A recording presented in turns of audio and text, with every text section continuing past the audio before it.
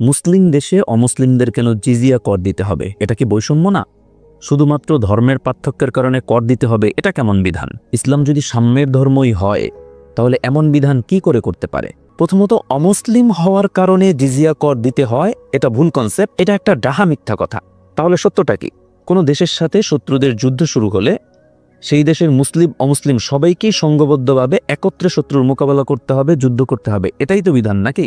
কিন্তু মুসলিম দেশে বিধান হলো, যদি অমুসলিমরা মুসলমানদের সাথে মিলে যুদ্ধ করে তাহলে তাদেরকে কোনো কর দিতে হবে না, আর যদি তারা যুদ্ধ করতে না চায়, নিরাপদে শান্তিতে থাকতে চায়, তাহলে কর দিবে, যেটা সামরিক খাতে ব্যয় হবে। এটা কি সকল অমুসলিমদের দিতে হবে?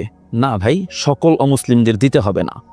বৃদ্ধ, পঙ্গু, শিশু, নারী যারা যুদ্ধ করতে অক্ষম, এদের উপরে জিজিয়া নাই। তাহলে কারা দিবে?